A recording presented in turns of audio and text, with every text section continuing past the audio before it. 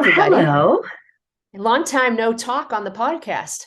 I know we talk a lot, just not necessarily things that we record and share with the general public. So, That's what are we right. going to talk about today, Leanne? Oh, well, one of the questions that keeps coming up that people keep asking us, and I think that people really are struggling with this, is how do I set up my lesson planning for a play-based curriculum? So that's the big question. Like, how do I plan if I'm going to do play-based? And I have to have a curriculum set up, and I have to have my lesson plans submitted to my director or to someone. So how do I set that up? So I think that's what I think, is a good topic for today. I'd What like do you to think? even I'd like to even flip it to say, how can I be play-based, which I know is best for kids, and Hmm. still have to conform to, planning, documentation, lesson plans Assessment. and curriculum and assessments and all that kind of stuff. Yeah. Right. Yep. Um, Yeah, I had somebody ask me that same question the other day. So isn't that funny? And it wasn't the same person that you talked to. So I guess Hmm. it's important. Yeah. And I think that's the big struggle because we know that if you are facilitating and you are meaning putting out great materials for kids and things that interest them, and you are assessing, so you're documenting, you're writing things down, and you're keeping track of things that way, it makes your life a lot easier to do that than to be planning, ahead in 3 months, let's do this. And, in September, you're saying in April, let's do insects. It's just like, it doesn't make sense because you don't know what the kids' interests are going to be. So in that sense, we're going to make it easier on you, I think, because you're And not I think having that I to think that plan. would be the thing to think about is if and guilty as charged. When I first started teaching, I Hmm. relied on the calendar. And I relied on holidays or themes or whatever it was. So September was the apples and all that kind of stuff. If you're doing that, that's limiting you, and that is not going to be play based because it's going to be what you're thinking about doing. So free yourself from that. Goodbye, monthly or weekly kind of Yep. follow what the calendar does. Kids don't pay attention to that stuff. They don't need that. They're interested in the here and now. So, and I think if you talk to real play gurus and look at play research, they're going to say the adults need to kind of step out of it and let the Hmm. children play, like literally let the children play. So, if that's the case, then what's your role, and what should you be Yep. spending your time on, and what's meaningful as a teacher and as a researcher and as a guide and, as a documenter and all that good stuff. And I will also say that if someone's saying to you, I need your lesson plans for the next month or the next 3 months or whatever it is, or for the year, which is crazy when you think about it, you need to step back and think about how you're going to respond to that too. What are you going to say and how are you going to plan? Maybe you can say, these are some of the skills I'm going to try working on, and I'm going to do, provide and facilitate experiences for kids to be able to work on all these skills. But to actually know, what the topic's going to be or where it's going, it just doesn't make sense. That's not what's best for kids. So, yeah. 100% agree with you. None of us know what I love when it's like, oh, you have to make your mammogram appointment for a year from now. I'm like, what? Oh, your 6 month dental checkup. I have no idea what I'm going to be doing 6 months from now. What makes us Right. think that we know what kids are going to be interested in even 6 days or 6 minutes or 6 hours from now? Hmm. I think that's a really valid point. And maybe if we think about this in the way that we witnessed when we were in Reggio Emilia, Italy. Um, I have to I stop and know. pause and think about that. But when we were in Reggio, it became apparent that teachers spend their time on different things than what we spend our time on typically in the United States of America. Do you Hmm. think that's fair to say? Absolutely. Absolutely. I think it's kind of flipped. So I think here in the United States, we spend a lot of time on the planning piece of like, okay, this is what we're doing in April, this is what we're doing in May. Whereas I think with Reggio, one of the key takeaways for me was that teachers look at what kids are interested in, they put out the materials, and then what they do is they do a lot of assessment and they write down a lot of the documentation of what kids were interested in, what they were talking about. And then the planning goes from there. That's when they say, okay, this is what the kids like, or this is something I noticed that they could use some work on, or, I'd really like to see them do more scissor work or, glue stuff. So I'm going to put out things that they're interested in where they can use scissors and where they can use glue and all those types of things. So it's kind of flipped. Instead of doing all this planning beforehand, they're doing the planning after the day's over, after the week's over, and Yeah. that's how they're planning. makes it much Yeah. more authentic, and it really does make it much more individualized. So I think we know that programs call themselves kind of developmentally appropriate or individualized curriculum or creative or play based or whatever name you want to put on things. But if you really want to be play based, then the lead comes from the children. And you start your planning by observing. You start your planning by documenting. You start your planning by kind of really paying attention, listening, watching, observing. Then you sit and you say, okay, so this is what happened with the Play-Doh and feathers or whatever it is. Hmm. I saw the kids going to get feathers and they were sticking them in the Play-Doh and they were doing this and that. And they were talking about, I don't know, they were talking about birds and the nest that they found or something. What do I add to that? How do I bring that to another step for them? So what do I put out to invite them or provoke them, as the Reggio folks would say, a provocation for them to say, oh, look at that. So maybe there's some yarn and maybe there's some twigs and maybe there's some other things.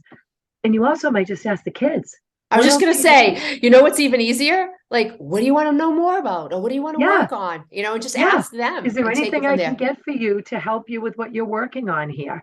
That, and I think for teachers, you feel like, well, I'm not teaching if I'm just sitting and watching and observing and writing things down. I should be talking with the kids and engaging. And yeah, to a point, but you really Mhm. want to try to stay out of their play to let them be the ones who are truly leading it. So Yeah. what do Kathy, programs need to do? I had a conversation with someone just yesterday, actually, and we were talking about it. And she was talking about how she kept using the word just, and we say all the time, just has no place in early childhood. Um, JUST. Yeah. yeah, and it was funny because she kept saying, but if they just let them finger paint, it's just a finger painting. Like I feel like I need to turn it into something, or I need to do something so people look at me like I'm a professional, I'm a teacher. And I said to her, take that just out of it's just a finger painting, or it's just, a creation that they made. Or they're just playing, Exactly, because right? as a teacher, your job is to watch what they're doing, see what they're doing, ask them, how can you expand on this? What do you want to do more? So ask those important questions, not the drill and kill questions. What color is this? What shape is this? Not those types of questions, but the real important questions, and then take it from there. But it is funny because I really do believe that so many early childhood educators are competing, and I say this sincerely, competing with elementary school teachers.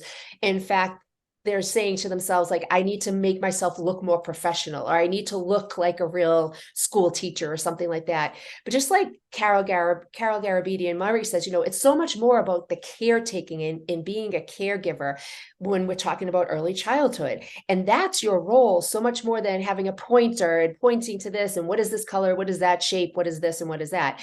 Kids will learn those things if you give them the opportunities, and you facilitate the things that they're working on, and you add to it and you expand on it and all that good stuff. But I think that that's a challenge. And I think when we say, we're a play-based curriculum, well, what are you doing all day? You just sitting there watching them? Absolutely not. Look at what I'm writing. Look at what I'm jotting down. This is the information I got about this child today. This is, other information I got about them as a group and that type of stuff. That's the important chunk and piece of it. And so much of that is missing, I think, in the United States. We're so much more worried about getting the picture for the app. We're so much more worried about, making sure that mom is happy with the receipt and the piece of crap activity that you send home and those types of things. We need to It's focus true. more on the kids. Yeah. So if we all agree with that, and if every teacher out there in hearing distance to us agrees, but their administrator or their owner or their director or their co-teacher isn't on board, or they say, well, that's Mm-hmm. all well and good, but you need to fill in every square on your lesson plan for the week, Mm-hmm. I think we need to think about that. And I, one of the I'll say right. I'll say really quickly, and I'm interrupting you like I always do, but I'll say really quickly, now is the time to make your change and to go wherever you want to go and go to a program that fits what your philosophy and belief is, because everyone is desperate for early childhood folks.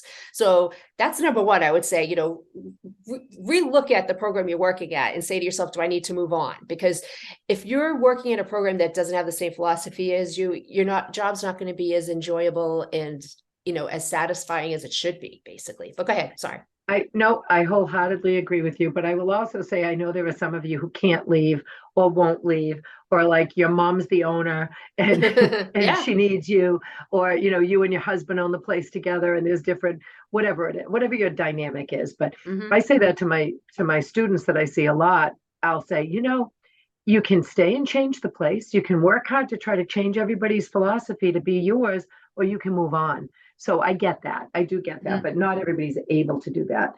True. But I think what I would recommend is that you say, instead of putting a lot of emphasis on the front end of your planning, put the emphasis on the middle and the back end of your planning. So let's say you have a lesson plan form that you have to use every week or whatever it is, right? And let's say your form has 5 days on it and it's got some boxes or some categories or domains of development or areas of your classroom or whatever it is, however it's set up. Maybe at the beginning, like on Sunday night, you look at it and you say, yeah, you know what? I noticed on Friday the kids were really tuned into this and this and this. So maybe you've got a few things on there on Monday that you present or that you use as an invitation or a provocation. But the rest of the week is kind of empty. Or maybe you're going to the library one day, or that, you know, Mr. Bongo is coming in to play the drums with the kids or something. I don't know, Mr. whatever it is. I want to meet, Bongo's wait, coming. I want to meet Mr. Bongo. Well, of course you do, but I am not sharing Mr. Bongo with anybody. But but let's say Mr. Bongo is coming in. The things are going to happen, you plug in, and maybe you type it up like that, or maybe you write it in blue pen or whatever it is that you do. And then as the day goes on, so at the end of the day, Monday, you sit, or during the day, you reflect and you say, the kids played with this so much. We need to have that there Tuesday. Or you talk to your co-teacher. What did you notice? How did you do it? So you're adding. It's like a living document or a Hmm. working document. It's not this finalized thing that's like stamped and hardcore. You have to do this. And somebody comes into your classroom and it's 10:30 on Wednesday and they say, well, you're supposed to be talking about, you know, Mr. Right. Bongo right now. You say, oh, well, the kids were more interested in Mrs. Fluffernutter or whatever it is. So Hmm. you go with their interest. And then by the end of the week, you might have a pretty full form because you've written down things that the kids have chosen to do. You've written down things that happened kind of spontaneously. And then you use that to assess and document and share with families. This is what we've talked about today. And this is what the kids learned while they were doing this finger painting. And this is why it's important, and Hmm. so forth and so on. So that's Yep. what I would suggest, that you can have documented, thoughtful, engaging lessons that are led by children's interests. And you just Hmm. have to flip the way that you currently plan and the way that you see yourself as a teacher to be a Hmm. little bit different. Yeah. And if you So back off a bit, and instead of doing the drill and kill and what color is this? What shape is this? Well, whatever. Um, and if you're documenting and you're writing down things that the children are saying, things that you're noticing about them, maybe you're noticing, that they're having trouble with something, you can jot those things down. And that's going to be your living, like you said, the living document that you're following and that you're keeping track of. And that's what's guiding you as a yep. teacher. And I And also I'll want to tell you, say, oh, go ahead. no, I was just going to say, I think that play-based curriculum is so important because kids extend on that play. It's not just one and done. We've talked about this a lot lately. It's not just, oh, yep, you did it. Okay, put it in your cubby. They Yep. keep building on the play. They keep building on what they're working on. And that's so important because the one and done stuff doesn't help anyone. It doesn't build your creativity. It doesn't make you think about something when you go home. It doesn't extend it where you're thinking, oh, you know what? That would be good for my block structure I'm working on. It's that type of stuff. You're missing out on that. It's just one and done. No process, no thinking, nothing. It's the creativity is shot. Right. Yeah. Absolutely. Absolutely true. I don't know what I was going to say, but Oh, sorry. I um, keep no, interrupting no, you. no, don't. It's not you. It's my age. Guys, don't get old because you all of a sudden forget stuff that was like right there on the tip of your tongue and in the front of your brain. You forget things.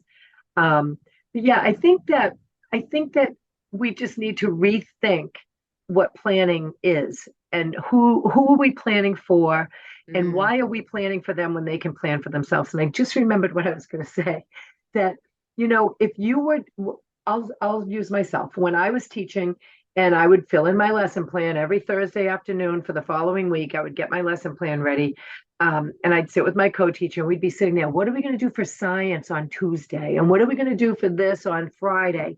And, hmm I remember that. And I remember sometimes just saying, just write something in there so that it's in, and that's when you get into trouble, I think, because I think that's when you try to make your art fit a theme or a scheme.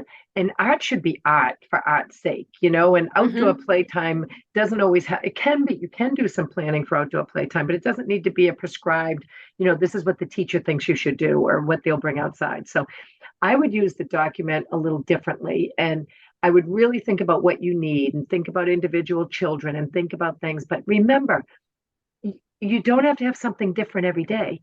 I don't Mhm. know about you, but if I was 4 years old, I'd want to hear Pete the Cat's groovy shoes more than Mhm. once. I'd want to hear that a few times that week.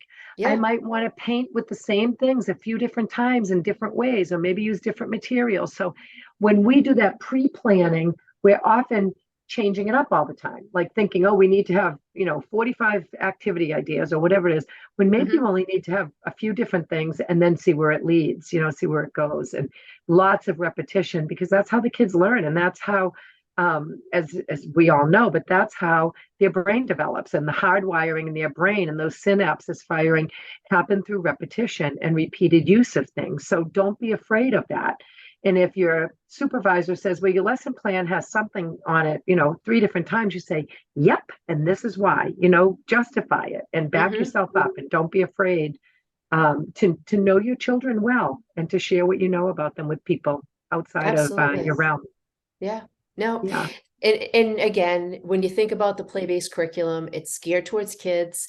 It is, looking at them and what their interests are. It's also being a great facilitator, meaning putting out good materials, meaning loose parts and things that children are going to be interested in, and just going with it. And again, we talked about this the other day at one of our trainings. Maybe Monday you put out shaving cream and they're playing with the shaving cream and they're having a blast with it. And then maybe Tuesday you put out, combs.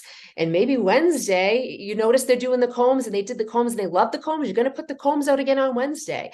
And maybe Thursday, when it's out, you're noticing they're not really interested in it. So you're going to give them some pool noodle pieces, and they're going to build with pool noodle pieces with the shaving cream. So that one idea of using shaving cream just keeps getting extended. And like you said, more synapses are being, connected and formed because they had this experience with shaving cream that was so, involved, rather than just, And oh, we did I shaving can cream on tell you Monday. right now, somebody's listening right now saying, we can't use shaving cream. My licensor said we can't, or my director said it's toxic, or whatever it is. And we're Mm-hmm. just going to come and tell you that the warning sign on shaving cream is the same sort of toxic warning that's on toothpaste. So, you're not going to let a child squeeze a tube of toothpaste down their throat, and you're not going to let a child take the shaving cream like whipped cream and squirt it into their mouth. You're going to, be there to make sure everything's okay. So please don't panic about shaving cream. It's a really wonderful resource. And Mm-hmm. you Yeah. can get it at the dollar store, the Mm-hmm. buck and a quarter store. Um, Absolutely. and but hopefully this helps a little bit. Yep. And remember, all the current really good solid research about what's best for kids focuses on play. It's not focused on testing and assessment and a thematic curriculum or any of that kind of stuff. Yeah. It's focused on Do children's not. ability to know what they need. Yeah, don't waste your money on boxed curriculum. Give the money towards a luncheon for your teachers. Use the money towards, loose parts that you can collect and use, Are and, you kidding me? good Get stuff. yourself a bottle of wine, go to the spa, put your feet up, get a massage. That's what you use the money for. Right. Um, Skip the that's box what That's curriculum. what Leanne would use the money for, and I Yeah, would go with her. So there you go. All right. I think let them play. let them play. Let them play. Play is the curriculum for sure. I love it. Love it. Okay. Thanks, everybody.